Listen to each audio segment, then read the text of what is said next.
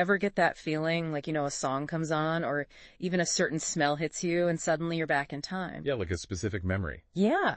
It's like your brain has a time machine. It's wild how that happened. It is wild. And you know what else is wild? Marketers are onto this whole brain time machine thing. Really? Oh, yeah. They're using it, and we're going to break down how. Okay, I'm intrigued. So researchers call this mental time travel experience, MTTE for short. MTTE. Catchy. Right. And we're diving into some really fascinating research on this today. Awesome. Where's this research from? So it's from the Journal of Business Research. Okay, so the real deal. Oh, yeah. This is serious stuff, but we're going to make it fun, I promise. All right, I'm ready. Okay, so basically this research digs into how our brains react to MTTE. And get this, they found there are things that actually trigger these mental time travel moments. Like what? Certain sounds? Smells you mentioned? Those are definitely part of it, but the research pinpoints 3 main factors. Okay, hit me. Locomotion, interactivity, and novelty. Locomotion. That sounds kind of intense. Right, I know. It sounds like we're about to teleport or something. Yeah. But it's actually much simpler than that. It all comes down to movement. Movement, okay. Yeah, so think about like walking through the grocery store. Okay. Or even just scrolling on your phone. I do a lot of that. Right. See those everyday movements? The research says they can actually influence our memories. No way. Really? Yeah, and get this, they can even influence what we decide to do later on. Wow, how did that even work? It's all about how our brains are wired, right? Our brains and bodies, they evolve together. That makes sense. So movement, that's a huge part of how we experience the world around us. Yeah. And because of that, it's all super tied in with memory. Yeah. And get this, even if we just perceive movement. Just perceiving it. Yeah. Like if we're watching a video of someone walking, that can trigger something too. So you're saying like if a brand wants you to remember, say, like a happy memory from your childhood while you're browsing their site, Yeah. they could use a little animation or something. Exactly. It's all about those subtle cues. That's fascinating. It's like they're tapping into our brains without us even realizing. Right. It's pretty wild. Okay, so that's locomotion. Ready to move on to interactivity. Yeah, I'm curious about that one. Interactivity. That one seems a little more straightforward. Yeah, so think about a time when you were really pulled into something. Like maybe a crazy intense video game. Oh, yeah. Or like a website that just completely sucked you in. Or even just a conversation, like one that you were just totally engaged with. Yes, exactly. And those experiences, they stick with us. Right. Way more than just passively watching TV or something. Well, right. And that's where the interactivity comes in. Because when we're actively part of something rather than just watching it, Yeah. our brains encode that experience much more strongly. It's like it becomes more real, more vivid. Yes. And this is where it gets really interesting for marketers. Okay, why? Because those more powerful memories, they can translate into actual real-world decisions that we make. Oh, interesting. Right. Like, think about online shopping. Okay. You're way more likely to buy something online if you can, like, interact with it. Like, if you can rotate a 3D model or zoom in on the details. Oh, totally. Or even like those try-it-on features. Exactly. Because our brains crave that, right? Yeah. That sense of control. Totally. Like we're not just being told what to think. Yeah. Yeah. We're part of the experience. And when we're engaged like that, we become much more emotionally invested, which, guess what? Can really influence our choices in the future. Huh. That's really interesting. Okay, so we've covered locomotion, interactivity. Last but definitely not least, we've got novelty. Novelty, okay. That makes sense. Our brains love new stuff. Exactly. It's how we learn and adapt. Like, think about when you get a new phone, what's the first thing you do? I'm exploring every single feature. Yeah. Gotta see what it can do. Right. You're looking for those aha moments, those little bursts of novelty. Totally. And you know who else is all over that? Marketers. New products, limited time offers, packaging that's like super eye-catching. It's all about grabbing our attention in a world that's just overflowing with information. So true. But it's not always about, like, shiny objects, right? You're right. Novelty can also be about presenting something we already know in a new way, challenging our expectations, making us rethink what we thought we knew. So basically, smart marketing uses novelty to create a sense of urgency, maybe a feeling of exclusivity, or even just pure delight. It's like, you gotta try this now. Yes, exactly. And here's where this research took a turn I definitely did not see coming. Okay, I'm really curious now. What is it? So they found that sometimes when it comes to MTTE, less is actually more. Wait, what do you mean? So I went into this assuming that like AR and VR, that stuff would be the ultimate mental time travel trigger. Right. It seems like it would be. It's so immersive. You'd think so. But what the researchers found is those hyper-realistic experiences, they can sometimes backfire. Backfire how? We get so caught up in the moment that our brains don't actually have the space to connect with our past experiences as strongly. Oh, wow. It's like we're too busy being present to time travel. Exactly. So they actually found that less immersive experiences, think like static images, videos. Oh, interesting. Those can actually have a much stronger influence on the choices we make later on. Huh.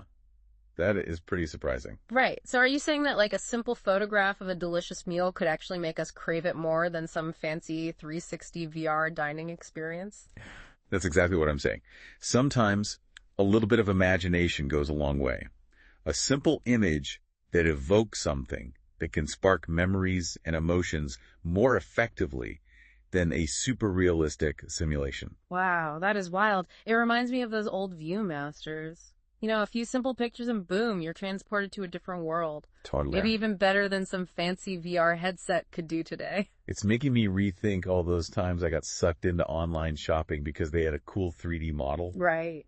Maybe I would have been better off with a simple picture. Maybe so. You know, this whole less is more thing when it comes to memory, it actually makes me think about a lot more than just marketing. Does it? Like what? Well, think about all the other ways we use memory. Yeah. Like, how could this research apply in other areas? It's kind of blowing my mind a little. Okay, yeah. Give me an example. I'm curious. We'll take education, for instance. Okay, yeah.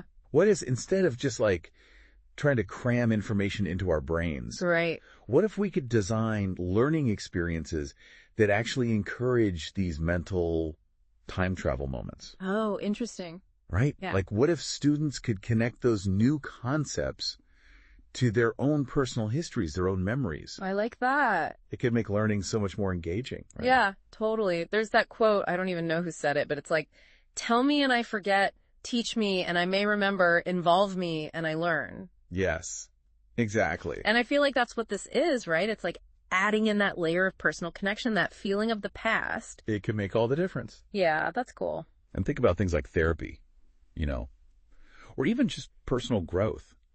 Imagine if we could use these guided mental time travel experiences Oh, wow. to help people process past traumas, maybe reframe negative experiences. Yeah, it's like hitting a mental reset button almost. Yeah. Like we can actually revisit those key moments in our past and choose to see them in a whole new light. It's powerful stuff. It is really powerful. But it doesn't even have to stop there, right? Like, think about fostering empathy and understanding between people. Oh, yeah, okay. Like, imagine experiences that let us step into the shoes of others. That would be amazing. To really feel what it was like to live in a different time, a different culture. Oh, man. Right. We could learn from history on a whole new level, not just the dates and the names and all that Yeah. stuff. Yeah. But like the actual feeling of what it was like to be there. Right. To actually experience it. It could be so powerful, like for building those bridges between people. Oh, absolutely. Hmm. And I think at its core, this is really all about harnessing the power of the human mind to move beyond these limitations of time and space. It's kind of a trip to think about it, honestly. It is. And this research is like, it's just scratching the surface. Yeah, I was going to say, we're just getting started here, really. Totally. Okay, so we've covered a lot. Let's do a super quick recap. Okay. Mental time travel, it's a real thing. It's incredibly powerful, and it's already being used by marketers, whether we realize it or not. It's true. But here's the good news. We can use this knowledge to our advantage. We can. By understanding these triggers, locomotion, interactivity, novelty, we can be more conscious consumers. We can be more effective learners. Right. We can even be more insightful when we're exploring our own pasts. Become our own mental time travel agents, in a way. Exactly. So next time you're scrolling through your phone, you're watching some kind of ad, or even just out for a walk. Yeah. Pay attention to what's happening inside your own head. What's going on up there? Right. Like, are you suddenly, back in your childhood bedroom or something? Totally. And if so, who's in the driver's seat of that mental time machine? You know what I mean? Is it you, or is it something, or someone else? Because once you're aware of it, Yes. you can start to use it. Exactly. And maybe even create some MTTE masterpieces of your own. It's funny. Before we did this deep dive, before we got into all this, I have to say, I don't think I really thought about how those kind of random memories pop up, It's true. We don't always think about how thinking works. Right.